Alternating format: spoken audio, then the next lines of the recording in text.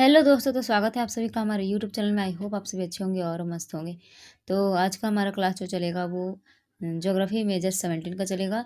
तो इसके पहले हम लोगों ने मेजर 16 का करीब 12 से 13 क्वेश्चन हम लोग पढ़ लिए। तो अब हम लोग मेजर 17 का क्वेश्चन देखेंगे। तो चलिए देखते हैं क्वेश्चन क्या है। और अगर पीछे का वीडियो आप लोगों ने नहीं देखा है तो आप हमारे चैनल पर विजिट कीजिए और वहाँ पे प्लेलिस्ट बना हुआ है, तो आप प्लेलिस्ट को पूरा चेक कर सकते हो। तो चलिए देखते हैं मेजर 17 का क्वेश्चन क्या है। तो इसके पहले राजनीतिक भूगोल का और भी क्वेश्चन इसमें डाला हुआ है। 2 या 3 क्वेश्चन डाला हुआ है। एक राजनीतिक भूगोल का विशेष क्षेत्र वाला क्वेश्चन है, एक उपागम वाला और एक है मतदान वाला। ठीक है, तो 3 क्वेश्चन उसमें डाला गया है। ये हमारा चौथा क्वेश्चन होने वाला है राजनीतिक भूगोल से, यानी कि मेजर 17 से। तो अगर आप हमारे चैनल पर नए हो तो प्लीज़ चैनल को सब्सक्राइब कर लें। वीडियो अगर अच्छा लगे तो प्लीज़ वीडियो को लाइक जरूर कर दें। तो चलिए देखते हैं क्वेश्चन क्या है क्वेश्चन। राजनीतिक भूगोल के विकास में फ्रेडरिक रेडजल के योगदान का मूल्यांकन कीजिए। यानी कि राजनीतिक भूगोल के विकास में फ्रेडरिक रेडजल का क्या योगदान रहा, उसके बारे में हम लोग को इसमें बताना है। तो चलिए उत्तर को जानते हैं। क्या है, राजनीतिक भूगोल के विकास में अनेक विद्वानों का योगदान रहा, परंतु जर्मन भूगोलवेत्ता फ्रेडरिक रेडजल को आधुनिक राजनीतिक भूगोल का प्रमुख जनक माना जाता है। उन्होंने राज्य, क्षेत्र और मानव जीवन के बीच संबंध को वैज्ञानिक रूप से समझाने का प्रयास किया। उनके विचारों ने राजनीतिक भूगोल को एक नई दिशा प्रदान की।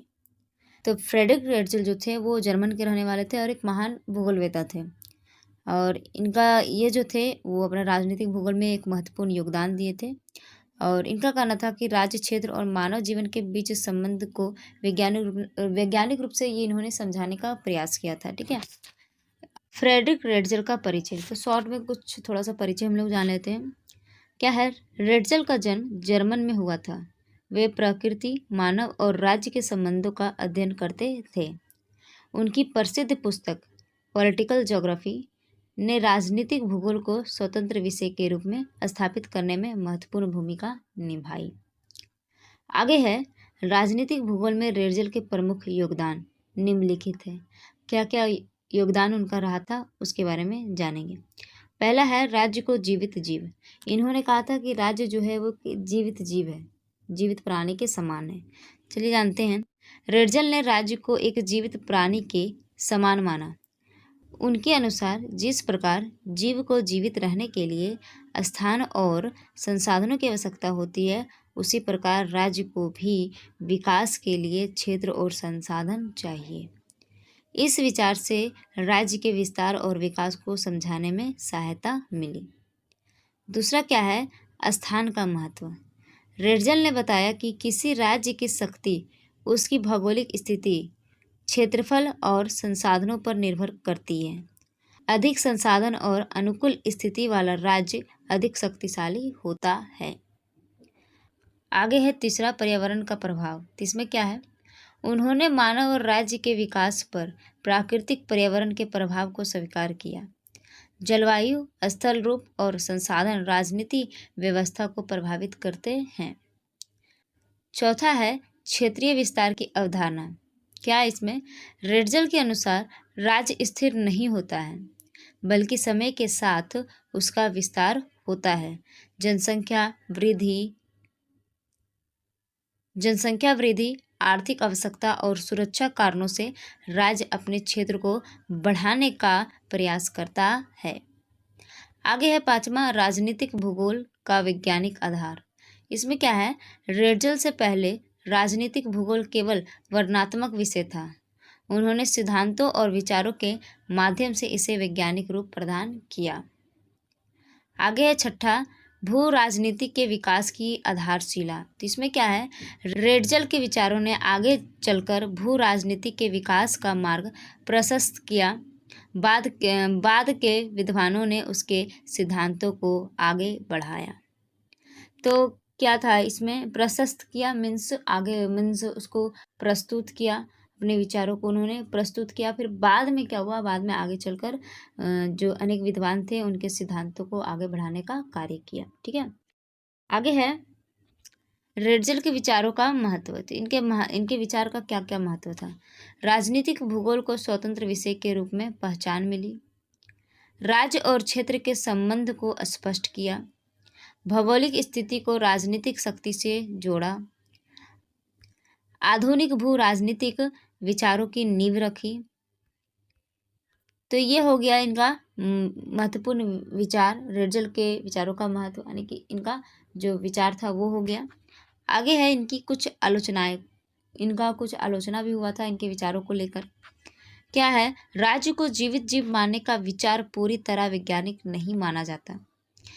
इनका जो इन्होंने जो कहा था कि राज्य जो है वो एक जीवित जीव के समान है, ये जो है ये पूरी तरह से वैज्ञानिक नहीं माना गया। अगला है, उन्होंने पर्यावरण के प्रभाव को कभी कभी अधिक महत्व दिया। उन्होंने क्या किया कि पर्यावरण का जो प्रभाव था उनको कभी कभी अधिक बहुत ज़्यादा महत्व दे दिया। आधुनिक समय में मानव की भूमिका को उतना ही महत्वपूर्ण माना जाता है।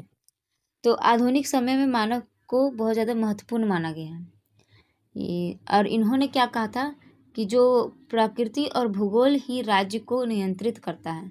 इन्होंने मानव को उतना महत्वपूर्ण नहीं बताया, इन्होंने प्रकृति और भूगोल को ज़्यादा महत्व दिया कि प्रकृति और भूगोल ही राज्य को क्या करता है, नियंत्रित करता है। लेकिन तो इनकी ये विचार पे आलोचना की गई और इसमें बोला गया कि आधुनिक समय में मानव की भूमिका बहुत ज़्यादा है। क्यों है? क्योंकि मानव अपनी बुद्धि, अपनी कौशल से क्या करता है, तकनीकों के आविष्कार से बहुत सारी चीज़ों को मतलब पर्यावरण में बहुत सारी चीज़ों में बदलाव कर दिया।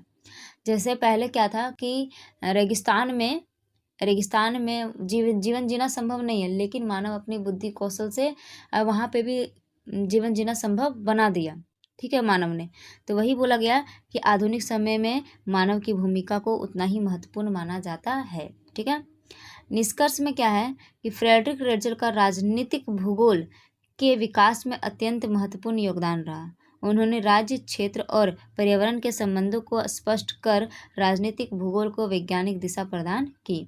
अद्यपि उनके कुछ विचारों की आलोचनाएं भी हुई, फिर भी उन्होंने आधुनिक राजनीतिक भूगोल का आधार स्थापित करने वाला महान विद्वान माना जाता है।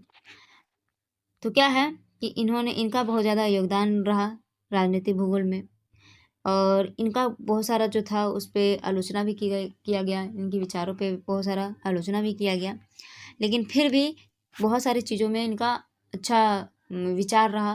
तो इनका आगे इनके विचारों को, इनके सिद्धांतों को आगे बढ़ाया गया। ठीक है, तो वही बोला गया है इसमें निष्कर्ष में।